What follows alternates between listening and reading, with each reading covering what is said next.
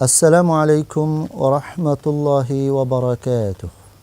إن الحمد لله نحمده ونستعينه ونستغفره ونؤمن به ونتوكل عليه ونعوذ بالله من شرور أنفسنا ومن سيئات أعمالنا.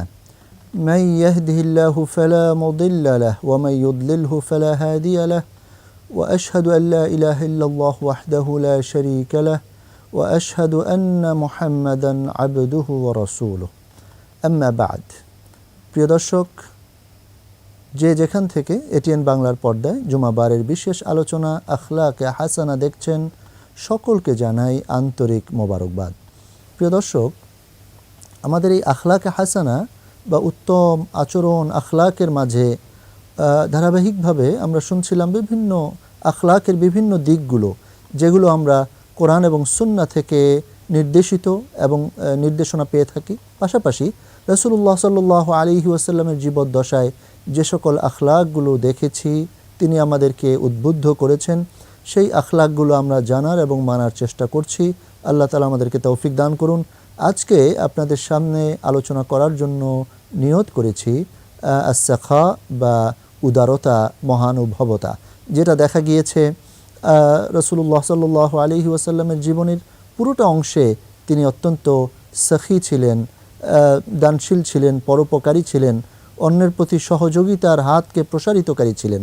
আমরা দেখতে পাই যে হযরত খাদিজাতুল কুবরা রাদিয়াল্লাহু তাআলা আনহা ওয়া আরদাহা, তিনি যখন প্রথম ওহী আসার পর নবী সাল্লাল্লাহু আলাইহি ওয়াসাল্লাম একটু ভীত হলেন, তিনি বললেন জাম্মিলুনি জাম্মিলুনি, আমাকে চাদর আবৃত করো, আমাকে কম্বল দিয়ে আবৃত করে দাও, কারণ আমি অত্যন্ত ভীত সন্ত্রস্ত। তিনি কাঁপছিলেন।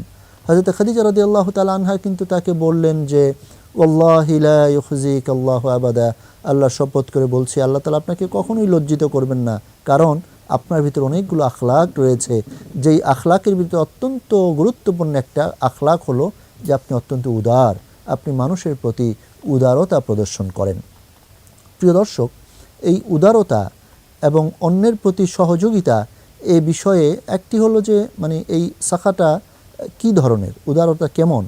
এক নম্বর হলো যে নিজের কাছে যা আছে এটা অন্যের কাছে সমর্পণ করার ক্ষেত্রে উদারতা, আর আরেকটা হলো অন্যের হাতে যা আছে এটার ব্যাপারে নির্লোভ থেকে উদারতা।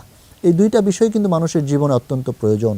তবে মানুষের নিজের কাছে যা আছে সামর্থ্য অনুযায়ী এটা অন্যের জন্য খরচ করা, এটা অত্যন্ত গুরুত্বপূর্ণ। আমরা যদি দেখি সূরা আল বাকারায় আল্লাহ তাবারাকা ওয়া তাআলা ইরশাদ করেছেন, আউযু বিল্লাহি মিনাশ শাইতানির রাজীম, বিসমিল্লাহির রহমানির রহিম, ইয়া আইয়ুহাল্লাযীনা আমানু আনফিকু মিম্মা রাযাকনাকুম মিন ক্বাবলি আন ইয়াতিয়া ইয়াওমুন লা বাইউন ফীহি ওয়ালা খুল্লাতু ওয়ালা শাফাআহ ওয়াল কাফিরুনা হুমুজ যালিমুন। সূরা আল বাকারা 254 নং আয়াতে রব্বুল ইজ্জত ওয়াল জালাল মুমিনদেরকে লক্ষ্য করে বলেন, হে ঈমানদারগণ, ওই দিন আসার পূর্বে তোমরা তোমাদের যাবতীয় যা সম্পদ রয়েছে, আল্লাহ তাআলা তোমাদেরকে যে রিজিক দিয়েছেন, তোমাদেরকে যেই সচ্ছলতা দিয়েছেন বা যেই তৌফিক দিয়েছেন, এখান থেকে তোমরা আল্লাহর রাস্তায় খরচ করো। কারণ কি, একটা দিন চলে আসবে যেই দিনে এরপরে ওই দিন কোনো বন্ধুত্ব, কোনো সম্পর্ক, আত্মীয়তা, ওই দিন কোনো সম্পদ, কোনো কিছুই কাজে আসবে না। সুতরাং এই ইয়াউমুল কিয়ামতের আগেই আমাদের সকলকে বুঝে নিতে হবে যে আমাদের যেই সম্পদ রয়েছে, তৌফিক রয়েছে, এটা খরচ করতে হবে। এখন আমার কিয়ামত কবে আসবে এটা তো আমি বলতে পারি না। যেই কারণে আমার যখন মৃত্যু আসবে, আমি চলে যাব দুনিয়া ছেড়ে, এর আগেই কিন্তু আমাকে আমার আখের গুছিয়ে নিতে হবে, আমার আখেরাতকে ঠিক করে নিতে হবে। যেই কারণে প্রিয় দর্শক, আমাদের সকলকে সচেতন হতে হবে। রব্বুল আলামিন যাকে যেই তৌফিক দিয়েছেন, দৈহিক, অর্থনৈতিক, শারীরিক, সকল দিক থেকে আমরা যখন রব্বুল আলামিনের সন্তুষ্টির জন্য উদারতা প্রদর্শন করব, উদারতা আমরা চর্চা করব, উদারতার, আমরা দেখব যে আল্লাহ তাবারাকা ওয়া তাআলা এতে বরকত দিবেন এবং এর রেজাল্ট আমরা আখেরাতে গিয়ে পেয়ে যাব ইনশাআল্লাহ। এই উদারতা বিষয়ক যদি আমরা কোরআন মাজিদে অনেকগুলো আয়াত রয়েছে, ইনফাক ফি সাবিলিল্লাহ, কোথাও তো আল্লাহ রাব্বুল আলামিন বলেছেন আল্লাহ তাআলাকে কর্জ দেওয়া, মান ইউকরিদুল্লাহ কারদান হাসানা ফায়ুদাইফাহু লাহু আদআফান কাসীরা। কে আল্লাহ তাআলাকে কর্জ দিবে, কর্জে হাসানা দিবে রব্বুল আলামিন, সেই কর্জটা নিয়ে আবার তাকে অনেক বৃদ্ধি করে ফেরত দিবেন আখেরাতে সেই সুযোগ কিন্তু রয়ে গেছে প্রিয় দর্শক, যতদিন আমাদের হায়াত রয়েছে। আসুন আমরা জানি যে কোরআন মাজিদে আমাদের রব্বুল ইজ্জাত ওয়াল জালাল এই উদারতা বিষয়ক, উদারতার ভিতরে আসলে অনেক কিছুই সম্পৃক্ত থাকে। এই পর্যায়ে আপনাদের সামনে উপস্থাপন করছি হযরতে ইব্রাহিম আলাইহিস সালামের উদারতা, মেহমানদারি বিষয়ক তিনি উল্লেখ করছেন, যেটা সূরা আয-যারিয়াত এর 24 থেকে 26 নং আয়াতে আল্লাহ তাবারাকা ওয়া তাআলা ইরশাদ করেন, হাল আতাকা হাদিসু দাইফি ইব্রাহিম। ইব্রাহিম আলাইহিস সালামের মেহমানদারির কথা, উদারতার কথা কি আপনার কাছে এসেছে? অর্থাৎ এই আলোচনাটা আল্লাহ তাআলা এখন করছেন, সেটা কি? ইয দাখালু আলাইহি ফাকালু সালামা। যখন ফেরেশতাগণ আসলেন, এসে তারা প্রবেশ করে বললেন সালাম, এবং ক্বালা সালামুন কাওমুম মুনকারুন, যে তিনিও সালামের উত্তর দিলেন আর বললেন যে আপনারা তো অপরিচিত, আপনাদেরকে তো ইতিপূর্বে দেখেছি বলে মনে হয় না। তখন তাদের জন্য মেহমানদারির ইন্তজাম করলেন। তো এই যে ইব্রাহিম আলাইহিস সালামের মেহমানদারি, এটা তার একটা উদারতার বহিঃপ্রকাশ, যেটা কোরআন মাজিদে রব্বুল ইজ্জাত ওয়াল জালাল ইরশাদ করেছেন। এছাড়াও সূরা আল বাকারা 261 নং আয়াতে আল্লাহ রাব্বুল আলামিন ইরশাদ করেন, মাসালুল লাযীনা ইউনফিকুনা আমওয়ালাহুম ফি সাবিলিল্লাহ কামাসালি হাববাতিন আনবাতাত সাবআ সানাবিল ফি কুল্লি সুমবুলাতিন মিয়াতু হাব্বা ওয়াল্লাহু ইউদাঈফু লিমান ইয়াশা ওয়াল্লাহু ওয়াসিউন আলীম। দেখেন, নেক কাজে খরচ করা, আত্মীয়দের জন্য হোক, অনাত্মীয়দের জন্য হোক, মেহমানের জন্য হোক, পড়শিদের জন্য হোক, নিজের সামর্থ্য থেকে যদি কেউ খরচ করে, রব্বুল আলামিন এটা একটা উদাহরণ দিয়েছেন যে আল্লাহর পথে কেউ যদি কিছু খরচ করে, তার উদাহরণ হলো যেমন একটা শীষের মতো, যার ভিতরে আবার শত শত শীষ রয়েছে, শস্য রয়েছে আর কি। সেই গাছের ভিতরে, মানে একটা গাছ থাকে যার ভিতরে বিভিন্ন শীষ রয়েছে, তার ভিতরে আবার শত শত শস্য দানা রয়েছে। এটা এমন যে কেউ একটা দিল, কিন্তু রব্বুল ইজ্জাত ওয়াল জালাল মিনিমাম তাকে 10টা দিবেন, 700 কিংবা তার চেয়েও বেশি। রব্বুল ইজ্জাত ওয়াল জালাল নেক আমলের সওয়াবকে বাড়িয়ে দেন। সুবহানাল্লাহি ওয়া বিহামদিহি। সুতরাং আমাদের সকলকে এই অন্যের খরচ করা, অন্যের জন্য, এই ব্যাপারে আমাদের সকলকে সচেতন হওয়া দরকার, সকলকে এই চর্চাটা করা উচিত। কারণ রাসূলুল্লাহ সাল্লাল্লাহু আলাইহি ওয়াসাল্লাম নিজের জন্য কোনো কিছু জমা করতেন না, সব কিছু বিলিয়ে দিতেন, এবং এই সম্পর্কিত অনেকগুলো হাদিস রয়েছে। আমরা দেখতে পাই যে আল্লাহ রাসূল সাল্লাল্লাহু আলাইহি ওয়াসাল্লাম উনি ইরশাদ করেছেন, যেটা মুসলিম শরীফে এসেছে, যে দিনারুন আনফাকতাহু ফি সাবিলিল্লাহ, তোমার কাছে একটা দিনার যেটা তুমি আল্লাহর পথে খরচ করলে, ওয়া দিনারুন আনফাকতাহু ফি রাকাবা, একটা দিনার তুমি দাস মুক্তিতে ব্যয় করলে, অথবা দিনারুন তাসাদ্দাকতা আলা মিসকিন, কোনো মিসকিন, অভাবী, যাদের কোনো কিছু নাই তাদের জন্য দিনার খরচ করলে, ওয়া দিনারুন আনফাকতাহু আলা আহলিক, অথবা দিনার যেটা তুমি তোমার ফ্যামিলির জন্য খরচ করলে। আযমুহা আজরান আল্লাযী আনফাকতাহু আলা আহলিক, মুসলিম শরীফের হাদিস, সবচেয়ে উত্তম এবং মর্যাদাপূর্ণ, দামি হবে কোনটা? যেটা তুমি তোমার ফ্যামিলির জন্য খরচ করলে। দেখেন, নিজের পরিবারের জন্য যদি কেউ ইসরাফ না করে, অপচয় না করে খরচ করে, তাহলে কিন্তু এই খরচেরও বিনিময় রব্বুল ইজ্জাত ওয়াল জালাল রেখেছেন। সুতরাং এখানে খরচের অনেকগুলো ব্যাপকতার কথা বলা হলো। আল্লাহর পথে খরচ করো, দাস মুক্তিতে খরচ করো, কোনো পরিবারের জন্য খরচ করো, এইভাবে মানুষের জন্য খরচ করার ভিতরেই কিন্তু কল্যাণ রয়েছে। রাসূলুল্লাহ সাল্লাল্লাহু আলাইহি ওয়াসাল্লাম তিনি নিজের ব্যাপারে বলেন যে যদি আমার হাতে কোনো অর্থবিত্ত থাকতো, অনেক থাকতো, আমি এটা ব্যয় করতে করতে করতে করতে, মানে এমনকি তিনি উদাহরণ দিলেন যে উহুদ পাহাড় সমপরিমাণ স্বর্ণরূপও যদি থাকতো, আমি খরচ করতে, মানুষকে দিতে দিতে দিতে দিতে, যদি আমার কাছে কিছু থেকেও থাকে, সেটাও আমি রাখবো কেন? অন্যকে ঋণ দেওয়ার জন্য। অর্থাৎ আমার পুরো সম্পত্তি আমি আল্লাহর পথে মানুষের কল্যাণে ব্যয় করার ইচ্ছা পোষণ করি। সুতরাং আমরা যদি একটু লক্ষ্য করি যে আমাদের যেই সম্পদ বা সম্পত্তি আল্লাহ রাব্বুল আলামিন আমাদেরকে দিয়েছেন, এই সম্পদ এবং সম্পত্তি মহান রব্বুল ইজ্জাত ওয়াল জালালের পক্ষ থেকে আমাদের জন্য নেয়ামত। সেই নেয়ামতকে আমরা সর্বোচ্চ এটার ফলাফলটা বা রেজাল্টটা কীভাবে পেতে পারি? শুধু নিজের জন্য খরচ করে না, বরং নিজের জন্য খরচ করব এবং আখেরাতের জন্য কিছু এটাকে জমা করব। আখেরাতের জন্য জমা করতে হলে অবশ্যই দুনিয়াতেই মানুষের কল্যাণে ব্যয় করতে হবে। সুতরাং প্রিয় দর্শক, আসুন আমাদের নিয়তকে ঠিক করি যে আমাদেরকে রব্বুল আলামিন যেই সামর্থ্য দিয়েছেন, এই সামর্থ্য থেকেই আল্লাহর পথে আল্লাহর সন্তুষ্টির জন্য ব্যয় করি। লোক দেখানোর জন্য নয়, কোনো নেম ফেম কামানোর জন্য নয়, বরং রব্বুল আলামিনের সন্তুষ্টি লাভ হবে এবং এর দ্বারা আমার আখেরাতের কিছু পুঁজি সংগ্রহ হবে এবং এটা আমার জন্য উপকার হবে ইনশাআল্লাহ। হযরতে আবু যর রাদিয়াল্লাহু তাআলা আনহু বলেন যে আমি একবার রাসূলুল্লাহ সাল্লাল্লাহু আলাইহি ওয়াসাল্লামের নিকটে গেলাম। তিনি তখন কাবার ছায়ায় বসেছিলেন এবং নবী আলাইহিস সালাম তখন বললেন, হুমুল আকসারুন ওয়া রাব্বিল কাবা, এই কাবার রবের শপথ করে বলছি তারা অত্যন্ত ক্ষতিগ্রস্ত। তখন আমি ওনার কাছে এসে বললাম, ফিদাকা আবি ওয়া উম্মি মান হুম ইয়া রাসূলুল্লাহ, হে রাসূলুল্লাহ সাল্লাল্লাহু আলাইহি সাল্লাম, আমার পিতামাতা আপনার জন্য কোরবান হোক, তারা কারা?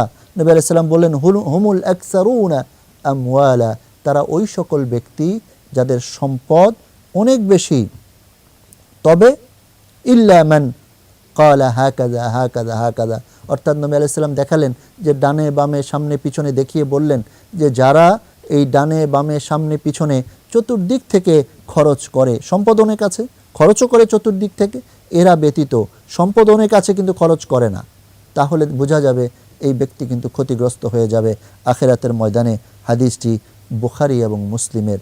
এবং এক্ষেত্রে আল্লাহ রাসূল সাল্লাল্লাহু আলাইহি ওয়াসাল্লাম বলেন, যদি মানুষ তার সেই সম্পদকে জমিয়ে রাখে তাহলে তার সেই সম্পদ কিয়ামতের দিন এবং এটা যাকাত না দেয়, এটা মানুষের যে গরিবের হক আছে সেটা আদায় না করে, তাহলে কিন্তু কিয়ামতের দিন এই সম্পদকে মুসসিলা লাহু ইয়াউমাল কিয়ামাতি শুজাআন আকরা, কিয়ামতের দিন এটাকে একদম সাপের আকৃতি দেওয়া হবে, যেই সাপ তাকে কামড়াইতে থাকবে, বলবে আনা কানজুকা না মালুকা। এবং যদি পশু প্রাণী হয় সেগুলোর যাকাত দেয় নাই, এগুলো অনেক বড় হয়ে যাবে কিয়ামতের দিন এবং তারে শিং দ্বারা গুঁতো দিবে, তাকে খুর দ্বারা পাড়া দিবে, এরপরে এই প্রথমটা শেষ হবে আবার শুরু হবে, এবং কি হাত্তা ইউকদা বাইনান নাস, নবীজি বলেন দেখেন এই একদম মানুষের মাঝে ফয়সালা হওয়া পর্যন্ত। এখানে একটা অত্যন্ত গুরুত্বপূর্ণ শিক্ষা আমাদের জন্য রয়েছে যে যারা তাদের সম্পদ থেকে মানুষের জন্য খরচ না করে, এক হলো যাকাত না দেয়, আরেক হলো উদারতা প্রদর্শন না করে সম্পদের ক্ষেত্রে, তাহলে ইয়াউমুল কিয়ামাতে এই সম্পদ আমার জন্য আযাবের কারণ হবে। আল্লাহু আকবার, আল্লাহ তাআলা হেফাজত করেন। এবং যারা যতটুকু সামর্থ্য আছে সম্পদ আছে আমরা যেন রব্বুল আলামিনের পথে ব্যয় করতে পারি। আল্লাহ তাআলা আমাদের সকলকে তৌফিক দান করেন। আমরা দেখলাম যে কিভাবে রব্বুল আলামিন হযরত ইব্রাহিম আলাইহিস সালামের ঘটনার দ্বারা উদারতার আলোচনা করলেন এবং সূরা বাকারার যে আয়াতটি তিলাওয়াত করা হলো যে ওই দিন আসার পূর্বে তোমরা তোমাদের সম্পদ থেকে আল্লাহর পথে ব্যয় করো, যে সম্পদ আল্লাহ তাআলাই তোমাদেরকে রিজিক হিসেবে দিয়েছেন। এরপর আমরা দেখলাম প্রিয় নবী মুহাম্মদুর রাসূলুল্লাহ সাল্লাল্লাহু আলাইহি ওয়াসাল্লাম, ওনার উদারতা কত বেশি, উনি সবসময় দানের উপরে থাকতেন এবং চিন্তা কি নিয়ত রেখেছেন অহুত পরিমাণ স্বর্ণ হলেও সেটা তিনি আল্লাহর পথেই ব্যয় করবেন। পাশাপাশি আমরা যদি দেখতে পাই যে আবু বকর রাদিয়াল্লাহু তাআলা আনহু, আলী রাদিয়াল্লাহু তাআলা আনহু, ওনাদেরও অনেক বক্তব্য রয়েছে, যেই বক্তব্যগুলো এই উদারতা কেন্দ্রিক। কারণ আবু বকর রাদিয়াল্লাহু তাআলা আনহু বলেন, যেটা নুসুসুল আখিয়ার এই কিতাবে এসেছে, হযরতে জারুল্লাহ জামাখশরী তিনি উল্লেখ করেছেন, সানাইউল মারুফি তাকি মাসারিআস সু, কেউ যদি ভালো কাজ করে, ভালো কাজে সম্পৃক্ত থাকে, উদারতামূলক কর্মকাণ্ডে সম্পৃক্ত থাকে, তাহলে অনেক অন্যায়ের পথ থেকে সে বেঁচে থাকতে পারে। আল্লাহ তাআলা আমাদের সকলকে হেফাজত করেন এবং আমাদের যেই উদারতার সুযোগ যেই ক্ষেত্রগুলোতে আছে আল্লাহ তাআলা আমাদের সকলকে সেই সুযোগকে ব্যবহার করার তৌফিক দান করেন। প্রিয় দর্শক, এই উদারতার, অন্যের প্রতি উদারতা প্রকাশ করার বা চর্চা করার যে অনেকগুলো ফায়দা আছে, তার ভিতরে প্রথমে হলো যে উদারতা যদি কারো আচরণে থাকে, এটা তার ঈমানকে যেমনিভাবে মজবুত করে, একইভাবে তার ইসলাম যেই দিন নিয়ে সে আছে সেই দিনের সৌন্দর্যের বহিঃপ্রকাশও এটা ঘটে যখন সে দানের পথকে সে রুদ্ধ করে না, সে অন্যের প্রতি সহযোগিতার হাতকে প্রসারিত করে, বোঝা যাবে সে দিনের একটি সুন্দর বিষয়কে অবলম্বন করে চলতেছে। সুতরাং এই যে উদারতা, এটা তার এটা তো অনেক বড় ফজিলত তার জীবনে সে দেখতে পাবে ইনশাআল্লাহ। এবং কেউ যদি উদার হয় তাহলে সে বোঝা গেল রব্বুল আলামিনের রঙে সে রঙিন হলো। আল্লাহ রব্বুল আলামিন অত্যন্ত উদার। দেখেন, দুনিয়াতে কোনো মানুষ যদি আল্লাহ তাআলাকে নাও মানে, রব্বুল আলামিন কিন্তু তার প্রতি রুষ্ট হন না, সবার রিজিক দিচ্ছেন। অনেক কাফেরদেরকে, বেদিনদেরকে, এমনকি যারা নাস্তিক রব্বুল আলামিনকে গালি দিচ্ছে নাউজুবিল্লাহ, তাদেরকে আল্লাহ রব্বুল আলামিন কিন্তু রিজিক থেকে মাহরুম করছেন না, তাদেরকে এরকম কঠিন অসুখ দিয়ে ফেলে রাখছেন না, বরং তাদেরকে ধ্বংস করে দিচ্ছেন না। এমনকি দেখেন সারা দুনিয়াতে দেখা যায় যে কিভাবে মুসলিমদের উপরে যারা আল্লাহকে বিশ্বাস করে তাদের উপরে আক্রমণ হচ্ছে, অনেক অন্যায় আচরণ হচ্ছে।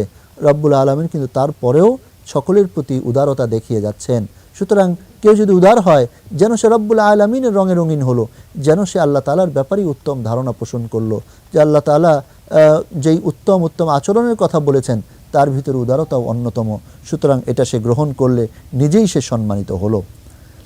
উদারতার কারণে তার দুনিয়ায় সম্মান বৃদ্ধি পাবে, উদারতার কারণে দুনিয়ার মানুষ তাকে পছন্দ করবে, উদারতার কারণে আখেরাতে তার মর্যাদা অনেক উন্নত হবে। কারণ একজন উদার ব্যক্তি সে দুনিয়াতে যেমনিভাবে মানুষের নিকট প্রিয় হয়, একইভাবে একজন উদার ব্যক্তি, একজন সাখী ব্যক্তি, দানশীল ব্যক্তি, সহযোগিতাকারী ব্যক্তি রব্বুল আলামিনের নিকটও কিন্তু সে অত্যন্ত গ্রহণযোগ্য। আল্লাহ রাব্বুল আলামিন তাকে অত্যন্ত পছন্দ করবেন এবং আল্লাহ তাআলা তাকে জান্নাতের অনেক নিকটবর্তী করে দিবেন। উদারতার এই সেতু বেয়ে সে কিন্তু জান্নাতের পথে চলে দিতে পারবে, সেই সুযোগ অবশ্যই তার জন্য রয়েছে। একজন ব্যক্তি যখন উদার হয়, মানুষ তাকে অত্যন্ত পছন্দ করে, তার শত্রু কমে যায়। উদার যখন হয় তখন তার শত্রু কমে যায়। উদার যখন হয় মানুষ তাকে সহযোগিতা করে এবং সবচেয়ে বড় কথা হলো তার এই উদারতার যে ফলাফল, সুবিধা, যেই আসর, প্রভাব, এটা কিন্তু অনেকেই ভোগ করে এবং এর দ্বারা মানুষ যখন উপকৃত হয় রব্বুল আলামিন তার প্রতি অত্যন্ত খুশি হন, আনন্দিত হন। আর মানুষের জন্য যদি মানুষের সেবা করে, মানুষের সহযোগিতা করে, আল্লাহ তাবারাকা ওয়া তাআলা এই সকল লোকদেরকে অত্যন্ত পছন্দ করেন।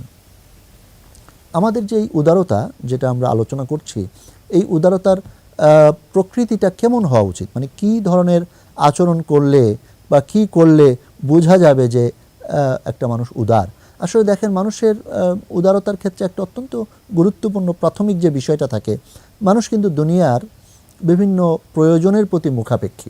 এখন একজন মানুষের কাছে যদি সম্পদ এবং সম্পত্তি থাকে, তার কাছে মাল আছে, এই মালটা কিন্তু সে জন্ম থেকে নিজে নিয়ে আসেনি, বরং আল্লাহ রাব্বুল আলামিন তাকে তার দয়ায়, কখনো পূর্বপুরুষদের কল্যাণে, কখনো আল্লাহ রাব্বুল আলামিন তাকে অত্যন্ত দয়া করে, মেহেরবানি করে এই সম্পদের ভাগিদার তাকে করেছেন।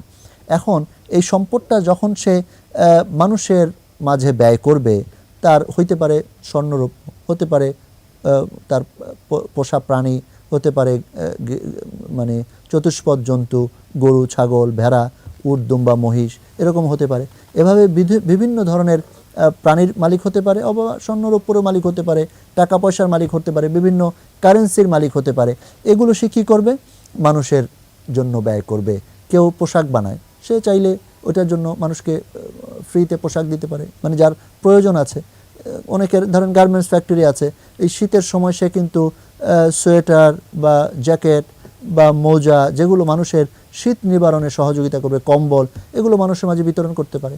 অনেক সময় 10 জন মিলেও কিন্তু এই কাজটা করা যেতে পারে, যে আমরা 10-20 জন মিলে কিছু ফান্ড গ্যাদারিং করে আমরা মানুষের সহযোগিতায় আমাদের সম্পদকে ব্যয় করি, ব্যাস, এটাও সুযোগ আছে।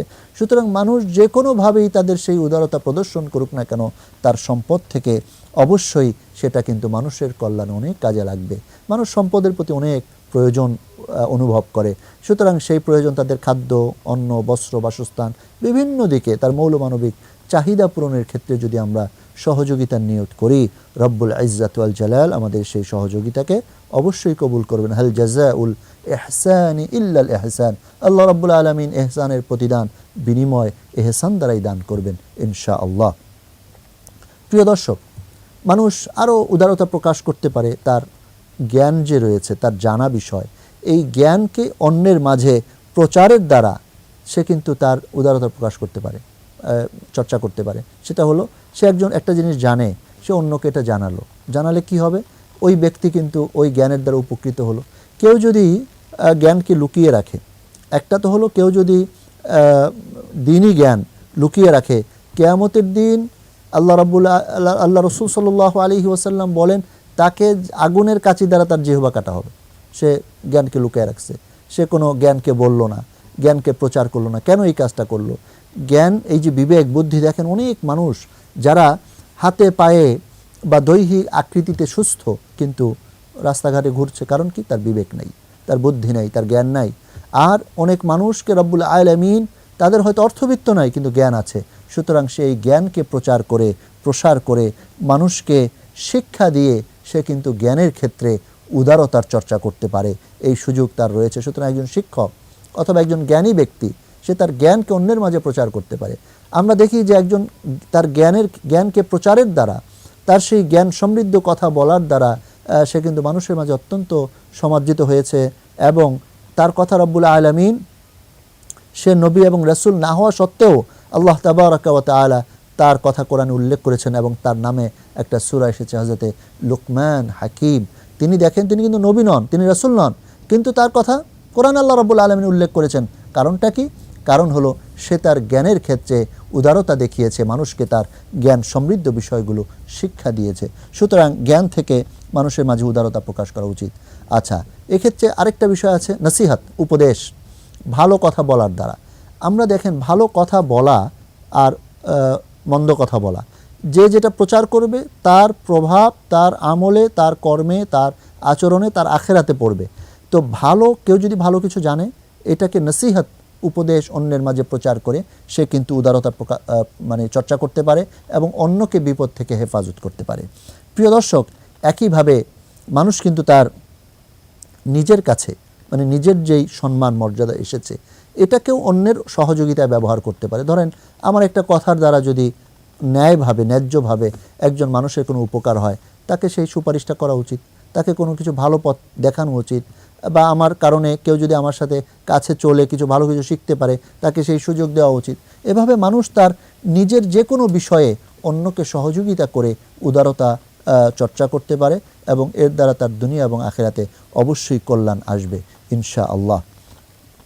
প্রিয় দর্শক, কিভাবে মানুষ উদারতা করবে, তার এইটা করার জন্য তার কি কি প্রয়োজন? প্রথমেই প্রয়োজন হলো মহান রব্বুল ইজ্জাত ওয়াল জালালের তৌফিক। আল্লাহ রব্বুল আলামিন যদি তাকে তৌফিক না দেন, সে তো পারবে না। এই জন্য মানুষ কিন্তু আল্লাহর কাছে দোয়া করা উচিত, হে আল্লাহ, আপনি আমাকে উদারতার গুণ দান করেন, উদারতার আখলাক দান করেন, আপনি আমাকে মানুষের প্রতি সহযোগী হওয়ার আখলাক দান করেন। এটা সে রব্বুল আলামিনের কাছে বারবার চাইবে। আল্লাহ তাবারাকা ওয়া তাআলা তাকে এই সুযোগ দিবেন। এছাড়া তার যে নফস রয়েছে, তার একটি সুন্দর মন রয়েছে, ব্যক্তিত্ব রয়েছে, এর দ্বারাও কিন্তু সে উদার হতে পারে। এটা আসবে কিভাবে? আল্লাহ তাআলা যদি তৌফিক দেন, পরেই কিন্তু তার সেই সুন্দর নফসটা তৈরি হয়ে যাবে। এটা একটা চর্চা, শিক্ষা, জ্ঞানের বিষয়। পাশাপাশি তার ভিতরে যদি ভালোবাসা থাকে যে আমি যে কোনো নেক আমল পেলেই করব, নেক আমলে আমি ঝাঁপিয়ে পড়ব, এই মন মানসিকতা যদি তার ভিতরে তৈরি হয়, তাহলে এর দ্বারাও কিন্তু সে তার উদারতাকে চর্চা করতে পারে, এর দ্বারাও সে মানুষের কাছে যেতে পারে। আমরা এই উদারতার ক্ষেত্রে প্রথমে হযরত ইব্রাহিম আলাইহিস সালামের একটা উদাহরণ দেখেছি। পাশাপাশি রাসূলুল্লাহ সাল্লাল্লাহু আলাইহি ওয়াসাল্লামের উদারতার অনেক ভুরি উদাহরণ রয়েছে। এক্ষেত্রে উল্লেখ্য মুসলিম শরীফের হাদিস, হযরতে আনাস রাদিয়াল্লাহু তাআলা আনহু তার পিতা থেকে বর্ণনা করেন যে নবী সাল্লাল্লাহু আলাইহি ওয়াসাল্লামের কাছে যদি কোনো কিছু চাওয়া হইতো, মা সুইলা রাসূলুল্লাহ সাল্লাল্লাহু আলাইহি ওয়াসাল্লাম আলাল ইসলামি শাইআন ইল্লা আতা, যে কোনো কিছু চাইতো নবী সাল্লাল্লাহু আলাইহি ওয়াসাল্লাম কখনো বাধা দিতেন না। এক ব্যক্তি তো আসলো, তাকে নবীজি সাল্লাল্লাহু আলাইহি ওয়াসাল্লাম দুম্বা দিয়ে দিলেন। তিনি গিয়ে তার কওমের কাছে বলতেছেন, শোনো, মুহাম্মদ সাল্লাল্লাহু আলাইহি ওয়াসাল্লামের প্রতি ঈমান আনো, কারণ এমন একজন ব্যক্তি যা চাইবা তাই দিবে, কখনো তিনি কৃপণতা তো করেন না, কখনো তিনি দারিদ্র্যের ভয়ও করেন না, কারণ রব্বুল আলামিন তাকে সেই মানের উদারতা দিয়েছেন। আল্লাহ রাসূল সাল্লাল্লাহু আলাইহি ওয়াসাল্লাম যে হাদিসটি ইতিপূর্বে উল্লেখ করা হয়েছে, উহুদ পাহাড় সমপরিমাণ স্বর্ণরৌপ্য থাকলেও তিনি বলছেন যে আমি এটা আল্লাহর পথে বিলিয়ে দিতাম, কিছু থাকলে সেটা আমি কাউকে ঋণ দেওয়ার জন্যই রাখতাম। সেই হাদিসটিও বুখারী শরীফে এসেছে। আল্লাহ রাসূল সাল্লাল্লাহু আলাইহি ওয়াসাল্লাম ওনার সারা জীবনে যেই পরিমাণ মানুষের প্রতি দয়া করেছেন, মায়া করেছেন, তার প্রমাণ কিন্তু দেখা যায় হযরতে সাহাবায়ে কেরাম রিদওয়ানুল্লাহি আলাইহিম আজমাইনদের ভিতরে। কারণ হযরত ওমর রাদিয়াল্লাহু তাআলা আনহুর পক্ষ থেকে একটা হাদিস এসেছে, তিনি বলেন, আমারানা রাসূলুল্লাহ সাল্লাল্লাহু আলাইহি ওয়াসাল্লাম আন নাতাসাদদাকা, নবী সাল্লাল্লাহু আলাইহি ওয়াসাল্লাম আমাদেরকে সাদকা করার আদেশ দিলেন। তো তখন আমি কি করলাম? চিন্তা করলাম যে আমি এবার আবু বকর রাদিয়াল্লাহু আনহুর চেয়ে বেশি অগ্রগামী হয়ে যাব। তখন আমি কি করলাম? আমার যা সম্পদ ছিল অর্ধেক নিয়ে আসলাম। নবী আলাইহিস সালাম আমাকে জিজ্ঞাসা করলেন, মা বাকাইতা লি আহলিক, তুমি তোমার পরিবারের জন্য কি রেখে এসেছো? কুলতু মিসলা, যা এনেছি সমপরিমাণ বাড়িতে রেখে এসেছি। অতঃপর ওয়াতা আবু বকরিন বিকুল্লি মা ইনদাহু, আবু বকর রাদিয়াল্লাহু তার কাছে যা ছিল সব নিয়ে আসছেন বাড়িতে। সুবহানাল্লাহ। তখন নবীজি জিজ্ঞাসা করলেন, ইয়া আবা বকর মা আবকাইতা লি আহলিকা, বাসার জন্য কি রেখে এসেছো? ক্বালা আবকাইতু লাহুম আল্লাহ ওয়া রাসূলহু, আল্লাহ এবং তার রাসূলকে রেখে এসেছি। সুবহানাল্লাহ।